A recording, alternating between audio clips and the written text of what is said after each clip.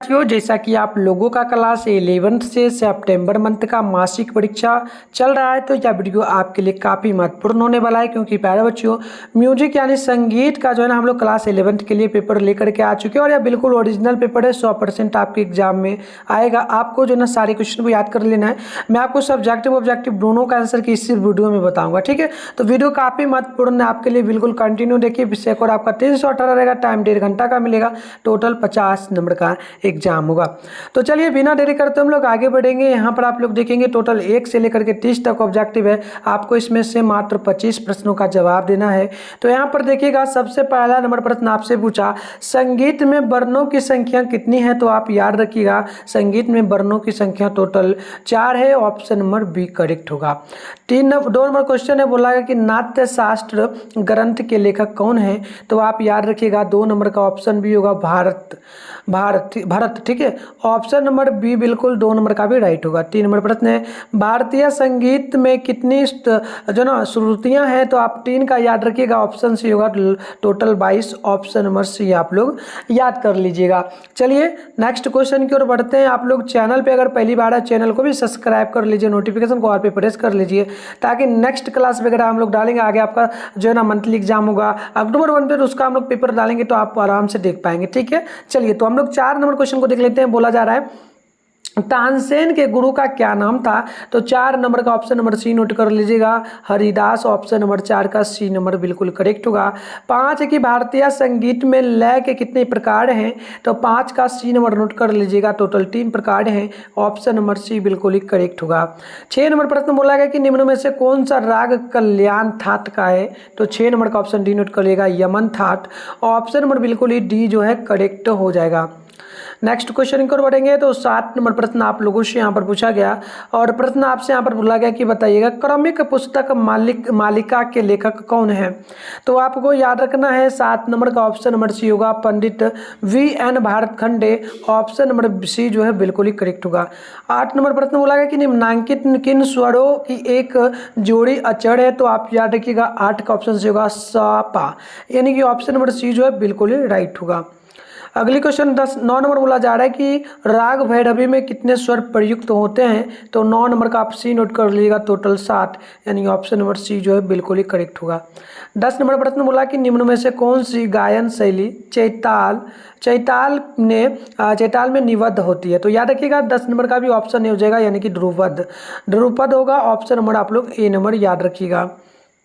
Next question की ओर बढ़ते हैं। 11 नंबर प्रश्न यहाँ पर देखिए बोला जा रहा है, प्रश्न बोला कि ताल में सम किस मात्रा पर आता है? ठीक है, तो याद रखिएगा ताल में सम जो आता है, ये मात्रा जो होता है ना, आप लोग नोट कर लीजिएगा, ये होता है 1 का, यानी ऑप्शन नंबर ये बिल्कुल क्या होगा, करेक्ट होगा। 12 नंबर प्रश्न बोला गया कि निम्नलिखित में से कौन सा जो ना ताल वध है?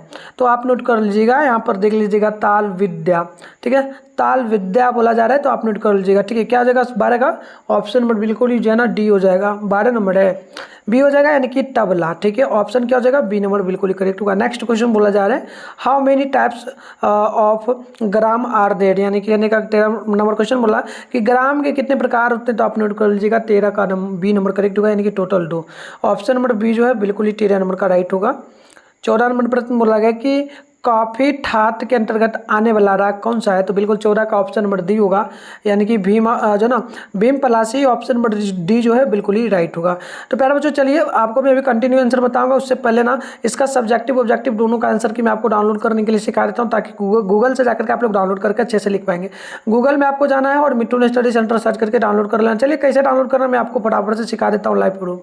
तो प्यारे साथियों आंसर की डाउनलोड करने के लिए सबसे पहले आप अपने फोन में गूगल को ओपन कर लीजिएगा, सर्च बार के आइकन पे क्लिक कर लीजिए, और अभी आप इस चैनल पर जो वीडियो देख रहे हो, चैनल का नाम है मिट्टू स्टडी सेंटर। तो आप लोगों को चैनल का नाम जो है ना मिट्टू स्टडी सेंटर गूगल में या क्रोम ब्राउजर में आकर के सर्च कर लेना है। इसके बाद आपको ऊपर करना है, फर्स्ट में आपके सामने मिट्टू स्टडी सेंटर का ऑफिशियल वेबसाइट मिलेगा, इस पर आप लोगों को क्लिक कर लेना है। क्लिक कर लेने के बाद आपके सामने इस प्रकार से इंटरफेस ओपन हो जाएगा। अब आप लोगों को आराम से स्क्रॉल डाउन कर लेना है और आपको नीचे चले आना है। नीचे आइएगा ना, तो यहाँ पर देखिएगा आपके सामने जो है ना क्लास 11th का सेशन देखने को मिलेगा। तो यहाँ पर देख सकते हो क्लास 11th लिखा हुआ मिल रहा है। क्लास 11 सितंबर month exam question paper download 2024 लिखा हुआ है, फर्स्ट वाला आप इस पर क्लिक करेंगे। क्लिक कर लेने के बाद आपके सामने इस प्रकार से इंटरफेस ओपन हो जाएगा। अब आपको आराम से स्क्रॉल डाउन कर लेना है और आपको नीचे चले आना है। नीचे इस प्रकार से आइएगा ना तो आप देखिएगा ये साइंस का सेशन होगा, इसके थोड़ा सा नीचे आइएगा तो ये आर्ट्स का है। आर्ट्स में आप लोग देखेंगे ना तो म्यूजिक आपको लिखा हुआ मिल जाएगा, यहाँ पर म्यूजिक है देख लीजिएगा, और इसके सामने डाउनलोड लिखा है, डाउनलोड पे आप लोग क्लिक कर लेंगे। क्लिक कर लेने के बाद ना आपके सामने इस प्रकार से इंटरफेस बन जाएगा। आराम से स्क्रॉल डाउन कर लीजिएगा, नीचे आइएगा। नीचे आपको आना है, नीचे आओगे तो यहाँ पर देखना आपको जो है सारे क्वेश्चन का उत्तर मिल जाएगा। मिल रहा है ना, एक बार अगर नहीं दिखे ना तो पेज को एक बार जरूर आप लोग रिफ्रेश कर लेना ताकि दिख जाए। तो आराम से स्क्रॉल डाउन करके नीचे आइएगा तो यहाँ पर देख लीजिएगा आपके सामने जो है ना व्हाट्सएप ग्रुप, टेलीग्राम ग्रुप को प्यारे बच्चों आप लोग जरूर ज्वाइन कर लेना ताकि आगे आप लोगों को सारा अपडेट वगैरह मिलता रहेगा। तो ऑब्जेक्टिव का देखो मैं बता रहा हूँ, जो आंसर सारा आंसर यहाँ पर दिया गया अच्छे तरीके से आप मिला लो और इसको भी लिख लीजिए। इसके अलावा सब्जेक्टिव की अगर बात कर ले तो सब्जेक्टिव में शॉर्ट क्वेश्चन का देखो यहाँ पर उत्तर दिया गया, नंबर वाइज दिया गया, आप आकर के लॉन्ग का भी अच्छे से लिख पाएंगे। तो चलिए हम लोग आगे बढ़ते हैं। अगली क्वेश्चन देखिएगा तो यहाँ पर 15 नंबर प्रश्न आप लोगों से बोला गया कि नाद के कितने प्रकार हैं। तो आप याद रखिएगा नाद का जो टोटल प्रकार होता है ना 2 प्रकार का होता है, ऑप्शन नंबर बी बिल्कुल ही करेक्ट होगा। 16 नंबर प्रश्न है कि किस राग में गांधार और निषाद कोमल है, तो आप नोट कर लीजिएगा। 16 का सी नंबर करेक्ट होगा कॉफी का, आप लोग ऑप्शन नंबर सी जो है नोट कर लीजिए। 17 नंबर है कि औरब जाति के रागों में कितने स्वर होते हैं, तो 17 नंबर का ऑप्शन बी नोट कर लीजिएगा, टोटल 5, यानी ऑप्शन नंबर बी जो है बिल्कुल ही राइट होगा। नेक्स्ट क्वेश्चन की ओर बढ़ते हैं प्यारे बच्चों। अगली क्वेश्चन आप लोग देखिए 18 नंबर है कि निम्नलिखित में से कौन सा राग बिलावत ठात का है, तो याद रखिएगा 18 का ऑप्शन नंबर हो जाएगा यानी कि बिहाग का। ऑप्शन नंबर आप लोगों को ए नंबर जो है याद कर लेना है। चलिए 18 के बाद हम लोग बढ़ेंगे 19 नंबर प्रश्न की ओर। तो प्रश्न आपसे बोला गया एक ताल में कितनी तालियां होती हैं ना, तो एक ताल में टोटल तालियों की संख्या अगर हम लोग बात कर लें तो टोटल 4 होती है। तो ऑप्शन नंबर जो है बी नंबर बिल्कुल ही राइट होगा। नेक्स्ट क्वेश्चन की ओर बढ़ते हैं प्यारे बच्चों। देखिए क्वेश्चन नंबर 20 है क्रमबद्ध 7 स्वरों के समूह को क्या कहेंगे, तो आप याद रखिएगा 20 का option number A number correct हो जाएगा। सरगम ऑप्शन नंबर जो है ए नंबर बिल्कुल ही करेक्ट होगा।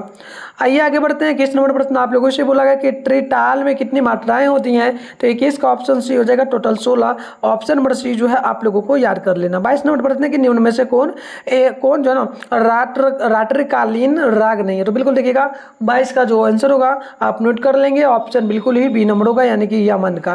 क्या आ जाएगा यमन का, ऑप्शन नंबर बी आप लोग जो है ना नोट कर लीजिएगा। चलिए आगे बढ़ते हैं।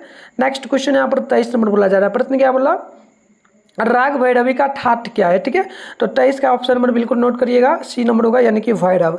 नेक्स्ट क्वेश्चन यहाँ पर देखिएगा। नेक्स्ट क्वेश्चन 24 बोला कि ताल करहुआ में कितने विभाग होते हैं, तो आप नोट कर लीजिएगा 24 का ऑप्शन बी होगा, टोटल 2 विभाग होती है, ऑप्शन नंबर बी बिल्कुल ही करेक्ट होगा।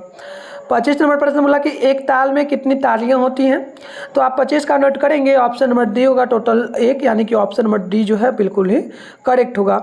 चलिए प्यारे बच्चों आगे बढ़ते हैं। 26 नंबर प्रश्न आपसे बोला गया कि ठमार कितनी मात्राओं की ताल है, तो 26 का ऑप्शन नंबर सी नोट कर लीजिएगा, टोटल 14, ऑप्शन नंबर सी जो है बिल्कुल ही राइट होगा।